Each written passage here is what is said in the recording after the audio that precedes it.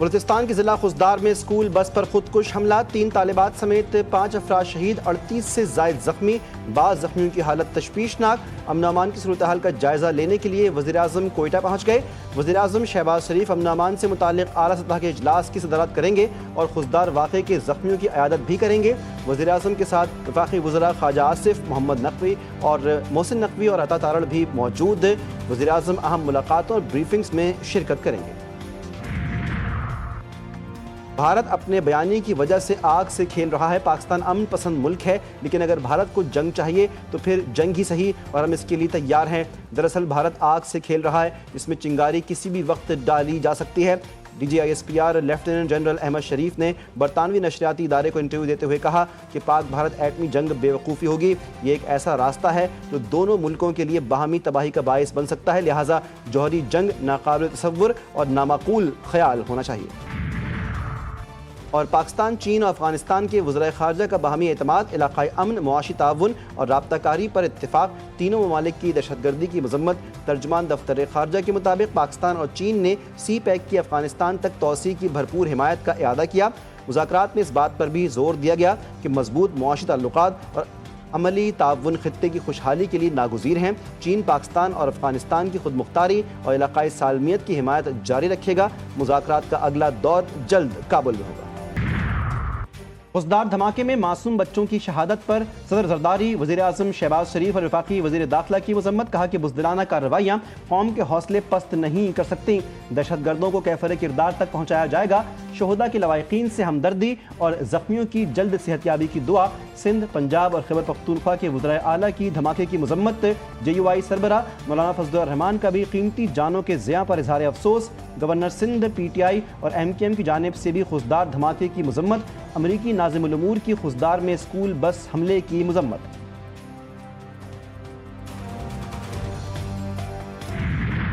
بچوں کے خون کا بدلہ لیں گے، خضدار دھماکے میں بھارت ملوث ہے، اطلاعات تھیں۔ اجت دوول پاکستان میں دہشت گردی کی منصوبہ بندی کر رہا تھا۔ وزیراعلیٰ بلوچستان سرفراز بگٹی کہتے ہیں اسکول جانے والے بچوں کو نشانہ بنانا کون سی انسانیت ہے۔ وفاقی وزیر اطلاعات عطا تارڑ کہتے ہیں میدان جنگ میں باز شکست کے بعد بھارت اوچھے ہتھ کنڈوں پر اتر آیا، دہشت گردی کے خاتمے تک چین سے نہیں بیٹھیں گے۔ فیلڈ مارشل عاصم منیر کے اعزاز میں جی ایچ کیو میں گارڈ آف آنر کی تقریب۔ فیلڈ مارشل عاصم منیر کی یادگار شہداء پر حاضری، پھول چڑھائے اور فاتحہ خوانی بھی کی۔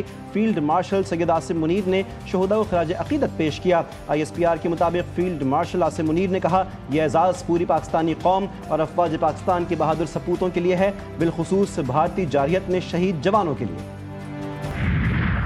بھارت کے عوام سے اپیل کر رہے ہیں کہ آپ کے حق میں نہیں ہے کہ یہ جو آپ کہہ رہے ہیں نیا نارمل ہے کہ یہ جاری رہے۔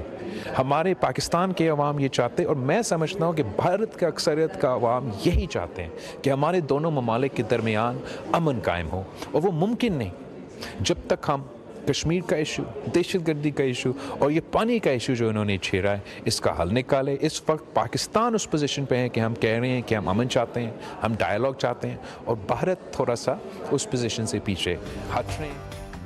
پاکستان بھارت اور جنوبی ایشیا کے روشن مستقبل کے لیے خطے سے دہشت گردی کا خاتمہ چاہتا ہے۔ پہلگام حملے کی تحقیقات کی پیشکش اب بھی برقرار ہے۔ Chairman Peoples party Bilawal Bhutto کہتے ہیں کہ پاکستان کے خلاف بھارت کا موقف انتہائی کمزور ہے۔ پاکستان دہشت گردی سے سب سے زیادہ متاثر ملک ہے، اس کی دہشت گردی کے خلاف کوششوں کو عالمی سطح پر تسلیم کیا جانا چاہیے۔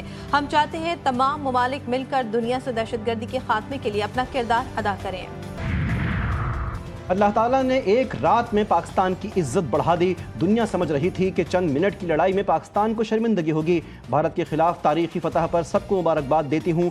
وزیر اعلیٰ پنجاب مریم نواز کا پارلیمانی پارٹی کے اجلاس سے خطاب، صوبائی حکومت کی کارکردگی بتاتے ہوئے کہا جتنی تلخ بات کرنا چاہیں گے سب کو سنوں گی، میری نیت اور کوشش میں کوئی کمی نہیں، جن حالات کا ہمیں سامنا تھا وہ سب جانتے ہیں۔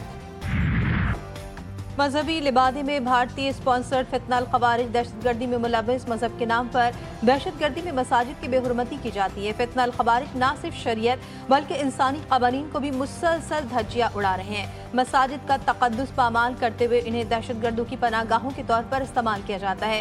جوتے پہن کر فتنہ الخوارج مساجد میں گھومتے ہیں، سیکیورٹی فورسز پر فائرنگ بھی کرتے ہیں۔ فتنہ الخوارج جانتے ہیں کہ مساجد کی حرمت کے پیش نظر فورسز جوابی کارروائی نہیں کریں گی۔ فتنہ الخوارج نے ہمیشہ ہی مقدس مقامات اور معصوم شہریوں کو ڈھال کے طور پر استعمال کر کے اپنے ناپاک عزائم کی تکمیل کے لیے استعمال کیا ہے۔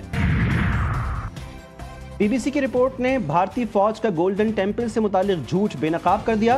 بھارت کا دعویٰ تھا کہ پاکستان میزائل حملہ کر سکتا ہے، مگر سکھ قیادت نے اسے مسترد کر دیا۔ نہ کوئی خطرہ تھا، نہ سیکیورٹی نصب ہوئی، نہ فوج کو اجازت ملی۔ پاکستانی دفتر خارجہ نے کہا پاکستان نے ہمیشہ سکھ مقدسات کی حفاظت جنگ میں بھی کرتارپور بند نہیں کیا۔ بھارت نے مقدس مقام کو پروپیگنڈے کا ہتھیار کیوں بنایا؟